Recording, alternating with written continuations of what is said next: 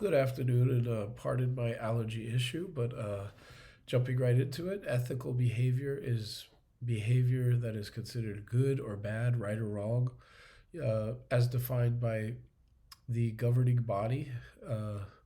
So the whatever the governing standard is, what is defined as the ethical standard for a society can often and does often change because it's defined by what the current standards are, what's held kind of in a sense by either popular opinion or by the governing body.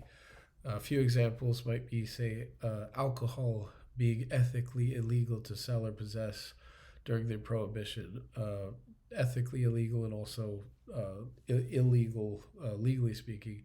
Owning slaves was also seen as ethically okay in its day, or at least by a lot of people. Um, Both of these were eventually overturned. Uh, Also, the evolving standards on abortion has gone through a lot of evolution as to what the standards are for abortion, what's seen as ethical or not, what trimester, is it the heartbeat? So, also, it's important to point out that what is illegal and what is ethical are not always the same thing. Oftentimes, things can be ethically or they can be legally allowed, but seen as ethically kind of shady. Like, say, for example, gossiping about other employees at the workplace. Maybe you're always backbiting or talking bad about your fellow employees. There's nothing really illegal about that unless you're slandering them, but otherwise, that may not be illegal, but it's not seen as an ethical behavior either. So, on a personal level, try to think of a unethical behavior that I witnessed. I would say one example comes to mind, and it would be one of my last employers. I was a job placement coach for people with developmental disabilities, and I got really good at it. So I was good at finding jobs for people with disabilities. So I had found a few jobs for people personally. I would go out and meet with managers, and so I'd done this a few times, and then eventually the higher ups called me into a meeting, and they kind of were kind of speaking in code to me, but I kind of understood what they were telling me, and it was that they did not want me to find jobs so quick for the clients because it meant that their company would receive less money from the government. And I kind of understood that as they opened up more, is that one of their main goals is to maximize the amount of grants and money that the government gives you. And a lot of that is by wasting a lot of time in order to get a lot more money from the government. So, some people might feel one way or another about that. Maybe they feel that they have to do that. But for me personally, I thought that was a bit unethical because I thought it was being very inefficient.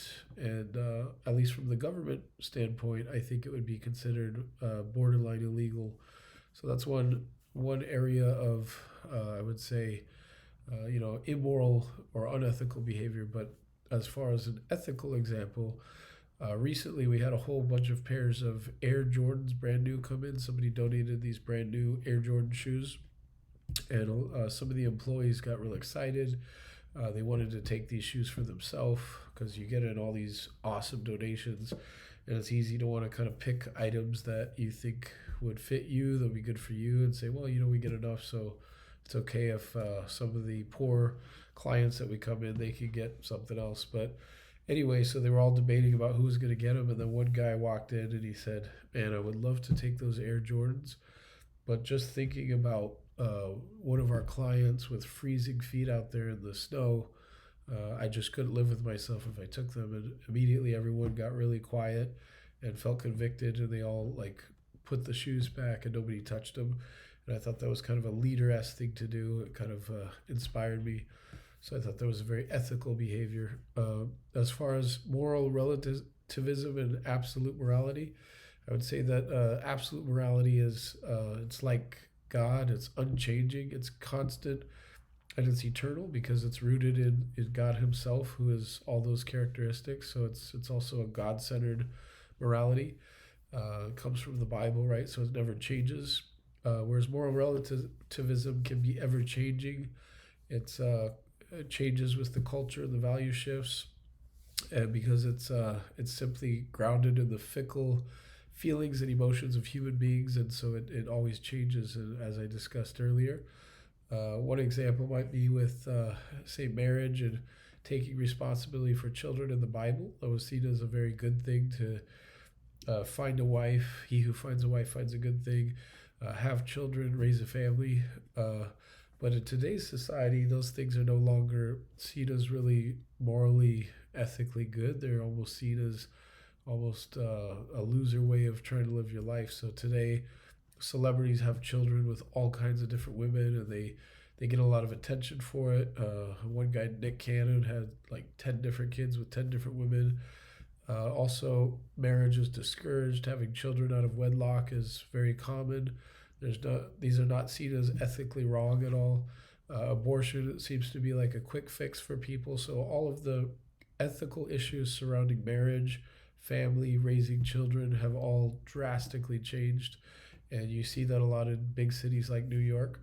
So you see how society continues to move farther from moral relativism and farther into moral relativism and farther away from moral absolutes. And I think it really hurts society a lot. So we have to really be careful on where we find our moral grounding. And I wish that we would move back towards moral absolutism within the Bible. So thank you and God bless.